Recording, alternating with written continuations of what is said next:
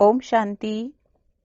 आज सुनते हाँ 31 अगस्त 2022 ਦੇ ਬਾਬਾ ਦੇ ਸਾਕਾਰ ਮਹਾਵਾਕ।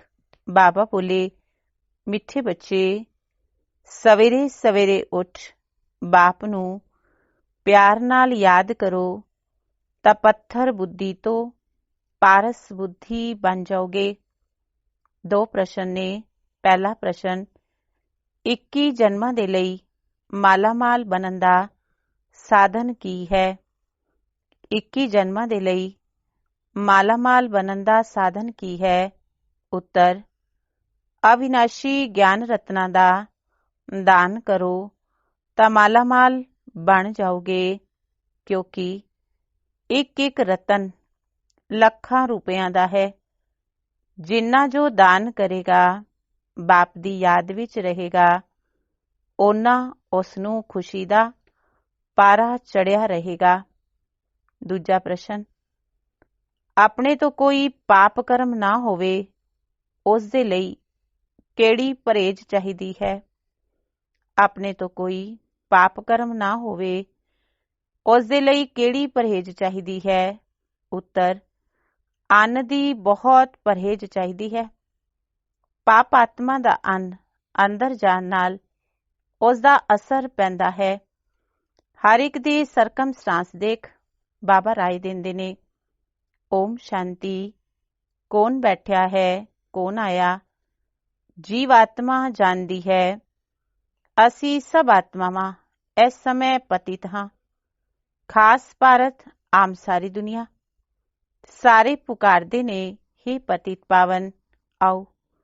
ਇਹ ਪਤਿਤ ਦੁਨੀਆ ਹੈ ਨਾ। ਸਾਰੀ ਆਤਮਾਵਾਂ ਪਤਿਤ, ਦੁਖੀ, ਸਾਂਵਰੀਆਂ ਹੋ ਗਈਆਂ ਨੇ। ਪਤਿਤ ਪਾਵਨ ਹੈ ਬੇਖਤ ਦਾ ਬਾਪ, ਜਿਸ ਨੂੰ ਗਿਆਨ ਦਾ ਸਾਗਰ, ਸਰਵਦਾ ਸਦਗਤੀ ਦਾਤਾ ਕਿਹਾ ਜਾਂਦਾ ਹੈ। ਬੱਚੇ ਬਾਪ ਦੇ ਸਾਹਮਣੇ ਬੈਠੇ ਨੇ। ਬੱਚਿਆਂ ਨੂੰ ਕਿਤੋਂ ਪਹਿਚਾਣ ਮਿਲੀ? ਪਤਿਤ ਪਾਵਨ ਬਾਪ ਦੁਆਰਾ। ਜਦੋਂ ਸਾਜੁਗ ਸੀ, ਉੱਥੇ ਰਾਜਾ ਰਾਣੀ ਪਰਜਾ ਸਭ ਪਾਵਨ ਸੀ। ਸਾਰੇ ਗੋਲਡਨ ਏਜ ਵਿੱਚ ਸੀ। ਤੁਸੀਂ ਬੱਚਿਆਂ ਨੂੰ ਹੁਣ ਸਮਝ ਮਿਲੀ ਹੈ, ਅਸੀਂ ਜੀਵ ਦੀਆਂ ਆਤਮਾਵਾਂ ਬੈਠੀਆਂ ਹਾਂ। ਆਤਮਾ ਸਰੀਰ ਦੇ ਨਾਲ ਹੈ ਤਾਂ ਸੁੱਖ ਦੁੱਖ ਭੋਗਣਾ ਪੈਂਦਾ ਹੈ। ਆਤਮਾ ਸਰੀਰ ਵਿੱਚੋਂ ਨਿਕਲ ਗਈ, ਸਰੀਰ ਨੂੰ ਕੁਝ ਪਤਾ ਨਹੀਂ ਪੈਂਦਾ। ਆਤਮਾ ਇੱਕ ਸਰੀਰ ਤੋਂ ਨਿਕਲ ਜਾ ਕੇ ਦੂਜੇ ਸਰੀਰ ਨਾਲ ਕਨੈਕਸ਼ਨ ਜੋੜਦੀ ਹੈ ਤਾਂ ਉਹ ਚੇਤਨ ਹੋ ਜਾਂਦਾ ਹੈ। ਸਰੀਰ ਜੜ ਹੈ। ਜੜ ਵੀ ਵਰਿੱਧੀ ਨੂੰ ਪਾਉਂਦਾ ਹੈ ਨਾ। ਪਹਿਲੇ 5 ਤੱਤਾਂ ਦਾ ਪੁਤਲਾ ਬਣਦਾ ਹੈ। ਉਸ ਵਿੱਚ ਫਿਰ ਔਰਗਨਸ ਆਉਂਦੇ ਨੇ, ਕਰਮਿੰਦਰੀਆਂ ਬਣਦੀਆਂ ਨੇ। ਫਿਰ ਆਤਮਾ ਉਸ ਵਿੱਚ ਪ੍ਰਵੇਸ਼ ਕਰਦੀ ਹੈ। ਫਿਰ ਉਹ ਚੇਤਨ ਬਣ ਜਾਂਦਾ ਹੈ। ਹੁਣ ਤੁਸੀਂ ਜੀਵ ਆਤਮਾਵਾਂ ਬੈਠੀਆਂ ਹੋ। ਤੁਹਾਡੇ ਸਾਹਮਣੇ ਬਾਪ ਬੈਠੇ ਨੇ। ਉਹ ਵੀ ਪਰਮ ਸੁਪਰੀਮ ਆਤਮਾ ਹੈ, ਐਵਰ ਪਿਓਰ ਹੈ, ਸਦਾ ਪਾਵਨ ਹੈ। ਉਹ ਬਾਪ ਬੈਠ ਬੱਚਿਆਂ ਨੂੰ ਡਾਇਰੈਕਸ਼ਨ ਦਿੰਦੇ ਨੇ। ਬੱਚੇ, ਤੁਸੀਂ ਵੀ ਬਾਪ ਜੈਜਾ ਪਾਵਨ ਬਣਨਾ ਹੈ। ਤੁਸੀਂ ਆਤਮਾ ਅਮਰ ਹੋ। ਪਹਿਲੇ ਸ਼ਾਂਤੀ ਧਾਮ ਵਿੱਚ ਸੀ, ਤੁਸੀਂ ਜਾਣਦੇ ਹੋ। ਅਸੀਂ ਆਤਮਾਵਾਂ ਸ਼੍ਰੀ ਬਾਬਾ ਕੋਲ ਆਈ ਹਾਂ, ਜਿਨ੍ਹਾਂ ਨੇ ਇਹ ਸਾਧਾਰਨ ਸਰੀਰ ਬ੍ਰਹਮਾ ਦਾ ਧਾਰਨ ਕੀਤਾ ਹੈ। ਸਿਵਾਏ ਪਰਮ ਪਿਤਾ ਪਰਮਾਤਮਾ ਦੇ ਹੋਰ ਕੋਈ ਹੋ ਨਹੀਂ ਸਕਦਾ, ਜੋ ਐਵੇਂ ਬੈਠ ਕੇ ਬੱਚਿਆਂ ਨੂੰ ਡਾਇਰੈਕਸ਼ਨ ਦੇਵੇ। ਲੋਕ ਤਾਂ ਸਮਝਦੇ ਨੇ ਪਰਮਾਤਮਾ ਕਦੇ ਆਂਦਾ ਨਹੀਂ। ਉਹ ਤਾਂ ਨਾਮ ਰੂਪ ਤੋਂ ਨਿਆਰਾ ਹੈ। ਤੁਸੀਂ ਬੱਚੇ ਜਾਣਦੇ ਹੋ, ਅਸੀਂ 5000 ਸਾਲ ਬਾਅਦ ਫਿਰ ਤੋਂ ਉਹਨਾਂ ਤੋਂ ਮਿਲਣ ਆਏ ਹਾਂ। ਪਹਿਚਾਣ ਲਿਆ ਕਿਵੇਂ ਬਾਪ ਆ ਕੇ ਪਾਵਨ ਬਣਾਉਂਦੇ ਨੇ। ਆਤਮਾ ਦੇ ਪਤਿਤ ਹੋਣ ਨਾਲ ਸਰੀਰ ਵੀ ਪਤਿਤ ਹੋ ਗਿਆ। ਹੁਣ ਆਤਮਾ ਨੇ ਪਾਵਨ ਬਣਨਾ ਹੈ। ਅਸੀਂ ਆਤਮਾਵਾਂ ਮੂਲ ਵਤਨ ਵਿੱਚ ਪਾਵਨ ਸੀ। ਅਜਿਹੀਆਂ ਆਪਣੇ ਨਾਲ ਗੱਲਾਂ ਕਰਨੀਆਂ ਨੇ। ਵਿਚਾਰ ਸਾਗਰ ਮੰਥਨ ਕਰਨਾ ਹੈ। ਹੁਣ ਤੁਸੀਂ ਆਤਮਾਵਾਂ ਨੂੰ ਬਾਪ ਦੀ ਪਛਾਣ ਮਿਲੀ।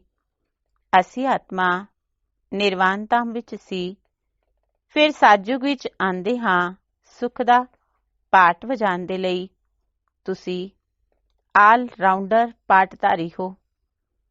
ਇਸ ਲਈ ਪਹਿਲੇ ਪਹਿਲੇ ਤੁਹਾਨੂੰ ਹੀ ਗਿਆਨ ਮਿਲਦਾ ਹੈ। ਜਾਣਦੇ ਹੋ ਸ਼ਿਵ ਬਾਬਾ ਪ੍ਰਜਾਪਿਤਾ ਬ੍ਰਹਮਾ ਦੁਆਰਾ ਬ੍ਰਾਹਮਣਾਂ ਦੀ ਰਚਨਾ ਰਚਦੇ ਨੇ। ਬਾਬਾ ਕਹਿੰਦੇ ਨੇ ਤੁਸੀਂ ਜੀਵ ਆਤਮਾਵਾਂ ਨੂੰ ਸ਼ੂਦਰ ਵਰਨ ਤੋਂ ਬ੍ਰਾਹਮਣ ਵਰਨ ਵਿੱਚ ਲਿਆਂਦਾ। ਸ਼ੂਦਰ ਤੋਂ ਹੁਣ ਤੁਸੀਂ ਬ੍ਰਾਹਮਣ ਬ੍ਰਹਮਾ ਮੁੱਖ ਵੰਸ਼ਾਵਲੀ ਬਣਦੇ ਹੋ। ਕਿਉਂ? ਵਰਸਾ ਲੈਣ ਦੇ ਲਈ। ਬ੍ਰਹਮਾ ਮੁੱਖ ਵੰਸ਼ਾਵਲੀ ਸਿਰਫ ਸੰਗਮ ਤੇ ਹੀ ਬਣਦੇ ਨੇ। ਤੁਹਾਡੇ ਲਈ ਹੀ ਇਹ ਸੰਗਮ ਹੈ। ਤੁਸੀਂ ਆਤਮਾ ਕਹਿੰਦੀਆਂ ਹੋ ਪਹਿਲੇ ਅਸੀਂ ਪਾਵਨ ਸੀ, ਹੁਣ ਪਤਿਤ ਬਣੀਆਂ ਹਾਂ, ਫਿਰ ਪਾਵਨ ਬਣਦੇ ਹਾਂ। ਹੇ ਪਤਿਤ ਪਾਵਨ ਬਾਬਾ, ਆਓ ਆ ਕੇ ਸਾਨੂੰ ਫਿਰ ਤੋਂ ਪਾਵਨ ਬਣਾਓ। ਅਜਿਹੀਆਂ ਆਪਣੇ ਨਾਲ ਗੱਲਾਂ ਕਰੋ। ਸਾਨੂੰ ਆਤਮਾਵਾਂ ਨੂੰ ਖੁਰਾਕ ਮਿਲੀ ਹੈ। ਅਸੀਂ ਆਤਮਾ ਪਾਵਨ ਸੀ ਤਾਂ ਮੁਕਤੀ ਧਾਮ ਵਿੱਚ ਰਹਿੰਦੀਆਂ ਸੀ, ਫਿਰ ਸਵਰਗ ਵਿੱਚ ਆਈਆਂ, ਐਨੇ ਜਨਮ ਲਏ, ਫਿਰ ਨੀਚੇ ਗਿਰਦੇ ਆਏ, ਫਿਰ ਗੋਲਡਨ ਏਜ ਵਿੱਚ ਜਾਣਾ ਹੈ। ਬਾਪ ਕਹਿੰਦੇ ਨੇ ਮੈਂ 5000 ਵਰੇ ਪਹਿਲੇ ਵੀ ਕਿਹਾ ਸੀ, ਮਮ ਏਕਮ ਯਾਦ ਕਰੋ। ਗ੍ਰਸਤ ਵਿਵਹਾਰ ਧੰਦੇ ਵਿੱਚ ਰਹਿੰਦੇ ਸਿਰਫ ਆਪਣੇ ਆਪ ਨੂੰ ਆਤਮਾ ਸਮਝੋ। ਸਾਨੂੰ ਪਾਵਨ ਬਣਨਾ ਹੈ, ਘਰ ਜਾਣਾ ਹੈ, ਪਾਵਨ ਦੁਨੀਆ ਦਾ ਮਾਲਿਕ ਬਣਨਾ ਹੈ। ਅਸੀਂ ਹੁਣ ਆਇਰਨ ਏਜ ਤੋਂ ਗੋਲਡਨ ਏਜ ਵਿੱਚ ਕਿਵੇਂ ਜਾਈਏ, ਇਹੀ ਚਿੰਤਾ ਲੱਗੀ ਰਹੀ। ਬਾਬਾ ਤਾਂ ਸਹਿਜ ਯੁਕਤੀ ਦੱਸਦੇ ਨੇ, ਸਿਰਫ ਮੈਨੂੰ ਯਾਦ ਕਰੋ ਤਾਂ ਤੁਸੀਂ ਪਾਵਨ ਬਣੋਗੇ।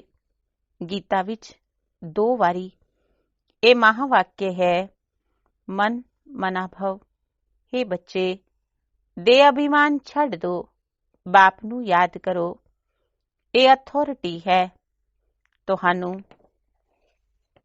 ਸਾਰੇ ਸ਼ਾਸਤਰਾਂ ਦਾ ਸਾਰ, ਸ੍ਰਿਸ਼ਟੀ ਦੇ ਆਦਮਦ ਅੰਤ ਦੀ ਨੌਲੇਜ ਸਮਝਾਈ ਹੈ। ਜਿੰਨਾ ਤੁਸੀਂ ਮੈਨੂੰ ਯਾਦ ਕਰੋਗੇ, ਓਨਾ ਤੁਹਾਡੀ ਆਤਮਾ ਪਵਿੱਤਰ ਹੁੰਦੀ ਜਾਏਗੀ। ਹੋਰ ਕੋਈ ਉਪਾਅ ਨਹੀਂ। ਪੱਥਰ ਬੁੱਧੀ ਨੂੰ ਪਾਰਸ ਬੁੱਧੀ ਬਣਾਉਣਾ ਹੈ। ਗੰਗਾ ਸਨਾਨ ਤੋਂ ਕੋਈ ਪਾਵਨ ਨਹੀਂ ਬਣੇਗਾ। ਅਗਰ ਬੰਦੇ ਤਾਂ ਇੱਥੇ ਨਹੀਂ ਹੁੰਦੇ। ਫਿਰ ਵੀ ਆਇਰਨ ਏਜ ਵਿੱਚ ਸਭ ਨੂੰ ਆਉਣਾ ਹੀ ਹੈ।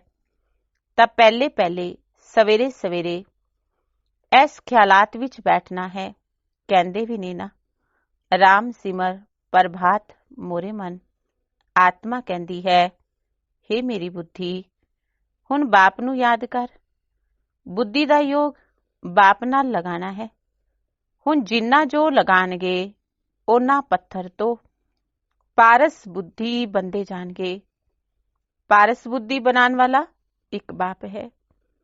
ਕਹਿੰਦੇ ਨੇ ਕਲਪ ਕਲਪ ਸੰਗਮ ਤੇ ਆ ਕੇ ਤੁਹਾਨੂੰ ਪਾਵਨ ਬਣਾਉਂਦਾ ਹਾਂ। ਸੈਕਿੰਡ ਦੀ ਗੱਲ ਹੈ ਨਾ।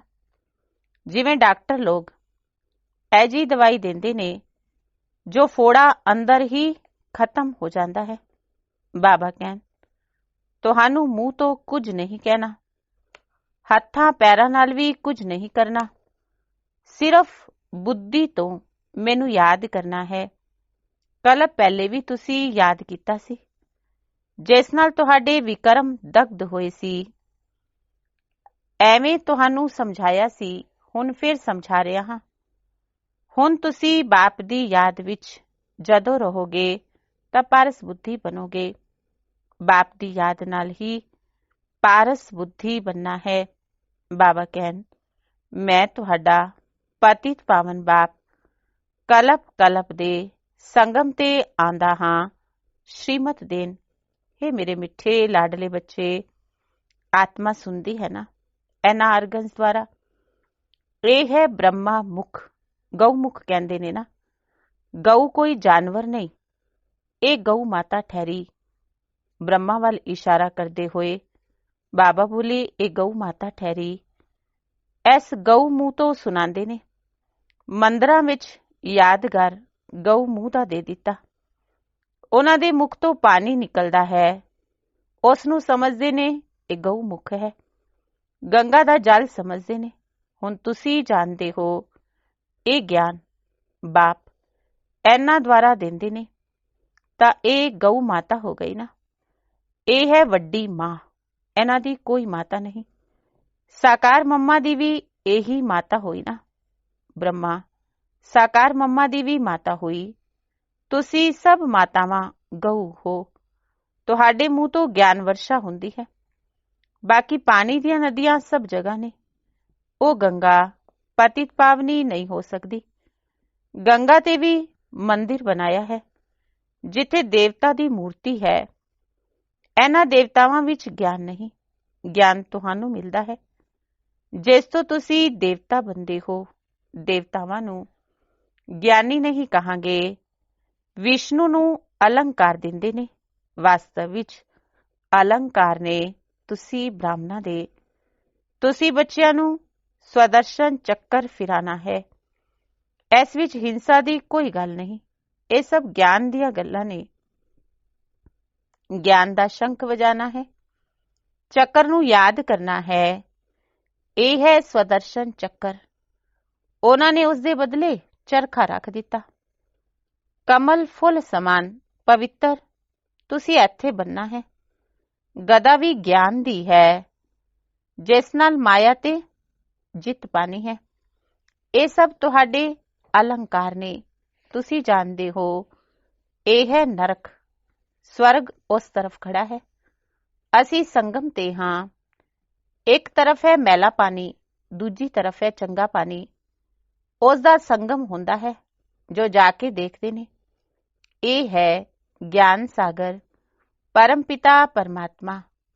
ਤੁਸੀਂ ਮੈਲੀ ਨਦੀਆਂ ਹੋ। ਬਾਪ ਬੈਠ ਆਪ ਸਮਾਨ ਪਵਿੱਤਰ ਬਣਾਉਂਦੇ ਨੇ।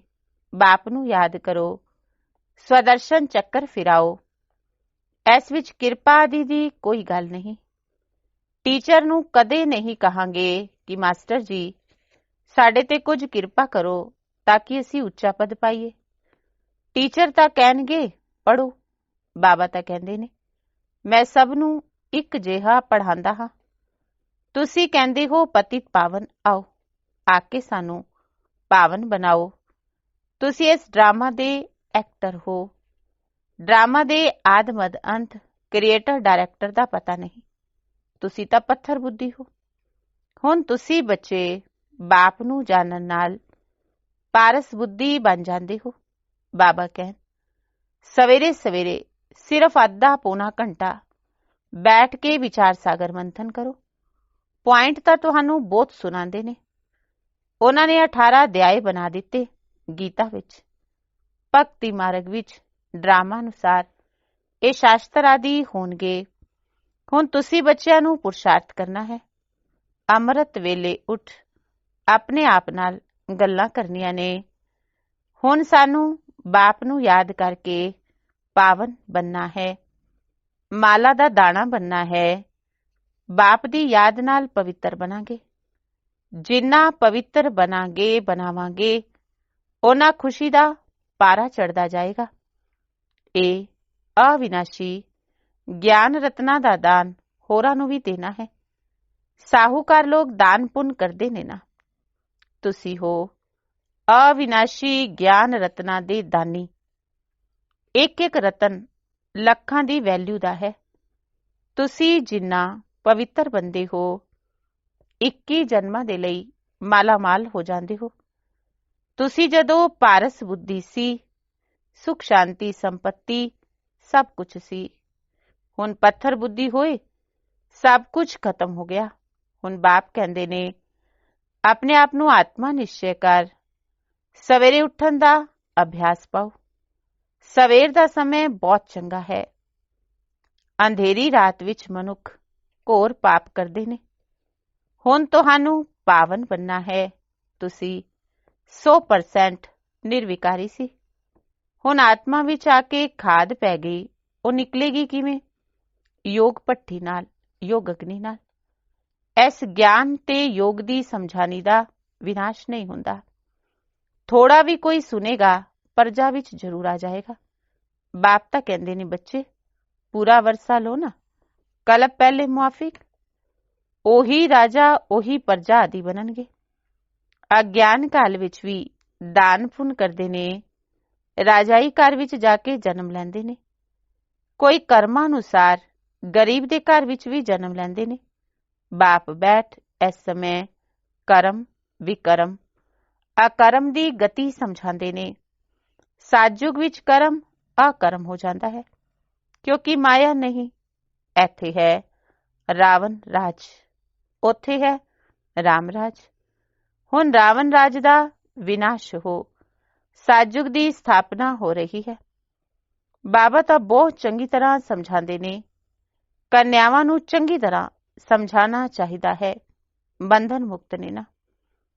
ਕੰਨਿਆ ਦੀ ਕਮਾਈ ਮਾਤ ਪਿਤਾ ਨਹੀਂ ਖਾਂਦੇ। ਮਾਂ ਬਾਪ ਕੰਨਿਆ ਨੂੰ ਪੂਜਦੇ ਨੇ।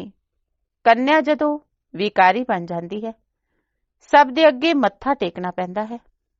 ਪਰ ਕੰਨਿਆ ਵੀ ਦੇਵਤਾਵਾਂ ਦੇ ਅੱਗੇ ਮੱਥਾ ਟੇਕਦੀ ਹੈ, ਕਿਉਂਕਿ ਜਨਮ ਤਾਂ ਪਤਿਤ ਮਾਂ ਬਾਪ ਤੋਂ ਲਿੱਤਾ ਨਾ। ਦੇਵਤਾ ਤਾਂ ਹੈ ਹੀ ਪਵਿੱਤਰ, ਹੈ ਹੀ ਪਾਵਨ। ਉਹਨਾਂ ਦੇ ਸਰੀਰ ਆਤਮਾ ਦੋਨੋਂ ਹੀ ਪਵਿੱਤਰ ਹੈ। ਹੁਣ ਤੁਸੀਂ ਸਮਝਦੇ ਹੋ, ਅਸੀਂ ਦੇਵਤਾ ਸੀ, 84 ਜਨਮ ਲੈ ਫਿਰ ਪਤਿਤ ਬਣੇ, ਉਤਰਦੇ ਆਏ। ਹੁਣ ਸਾਨੂੰ ਸ਼੍ਰੀਮਤ ਤੇ ਚੱਲਣਾ ਪਵੇ, ਫਿਰ ਕੋਈ ਪਾਪ ਕਰਮ ਨਹੀਂ ਹੋਣਗੇ। ਪਾਪ ਆਤਮਾ ਦਾ ਅੰਨ ਅੰਦਰ ਨਹੀਂ ਜਾਏਗਾ। ਪਰਹੇਜ਼ ਤਾਂ ਦੱਸੀ ਜਾਂਦੀ ਹੈ ਨਾ, ਨਹੀਂ ਤਾਂ ਅਸਰ ਪੈ ਜਾਂਦਾ ਹੈ। ਪਰ ਕਿਤੇ ਕਿਤੇ ਸਰਕਮਸਟਾਂਸ ਵੀ ਦੇਖੇ ਜਾਂਦੇ ਨੇ। ਕਰਮਾਂ ਦਾ ਹਿਸਾਬ ਕਿਤਾਬ ਹੈ, ਅਲੱਗ ਬਣਾਉਣ ਨਹੀਂ ਦਿੰਦੇ। ਅੱਛਾ, ਬਾਪ ਨੂੰ ਯਾਦ ਕਰੋ, ਲਾਚਾਰੀ ਹੈ, ਬਾਪ ਨੂੰ ਯਾਦ ਕਰਕੇ ਖਾਓ। ਭੁੱਲੋਗੇ ਤੁਹਾਡੇ ਤੇ ਉਸਦਾ ਅਸਰ ਆ ਜਾਏਗਾ।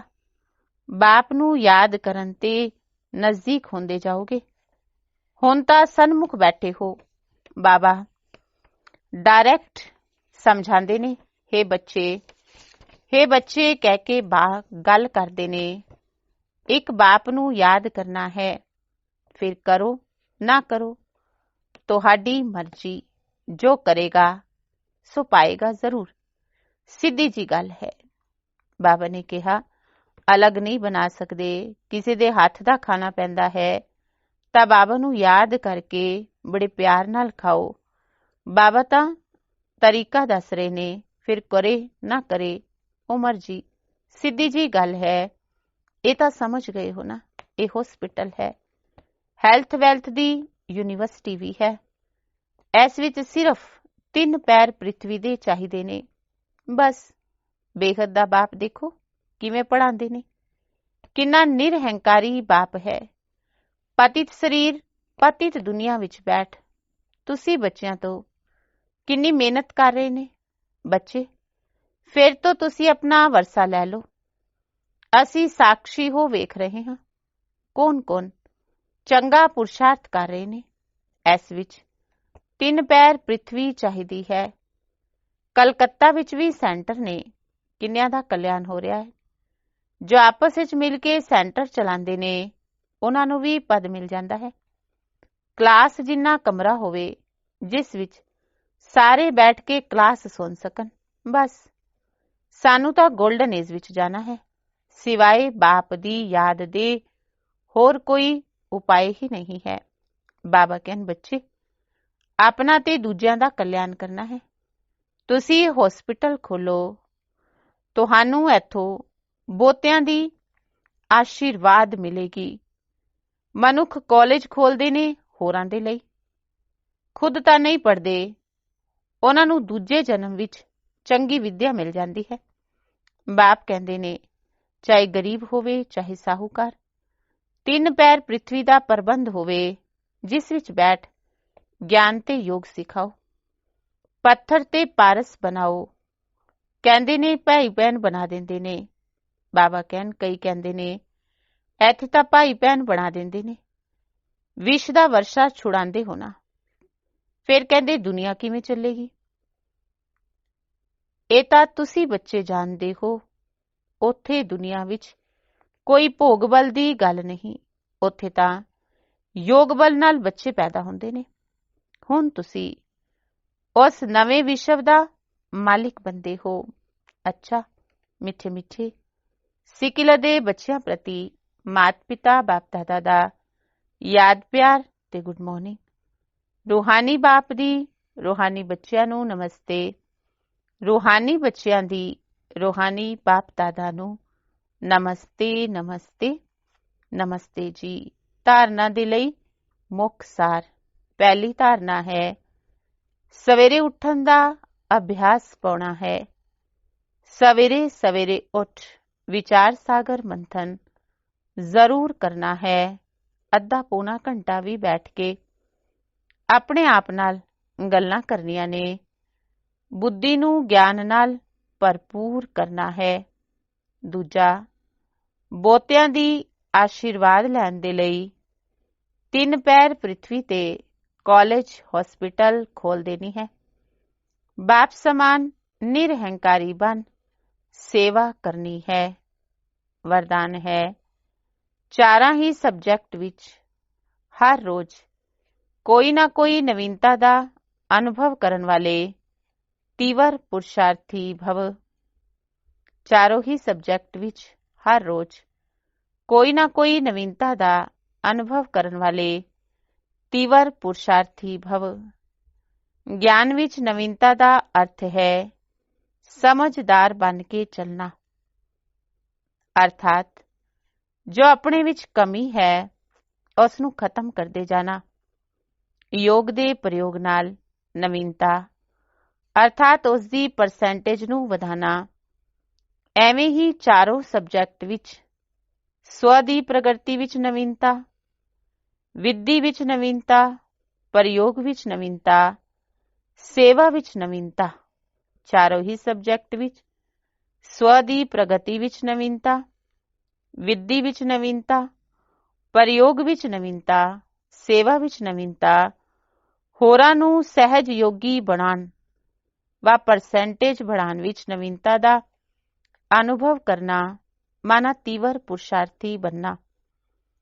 ਇਸ ਨਾਲ ਸਮੀਪਤਾ ਦਾ ਅਨੁਭਵ ਕਰੋਗੇ। ਸਲੋਗਨ ਹੈ ਪਿਓਰਿਟੀ ਦੀ ਅਥਾਰਟੀ ਹੀ ਸਭ ਤੋਂ ਵੱਡੀ ਪਰਸਨੈਲਿਟੀ ਹੈ। ਪਿਓਰਿਟੀ ਦੀ ਅਥਾਰਟੀ ਹੀ ਸਭ ਤੋਂ ਵੱਡੀ ਪਰਸਨੈਲਿਟੀ ਹੈ। ਅੱਛਾ ਓਮ ਸ਼ਾਂਤੀ।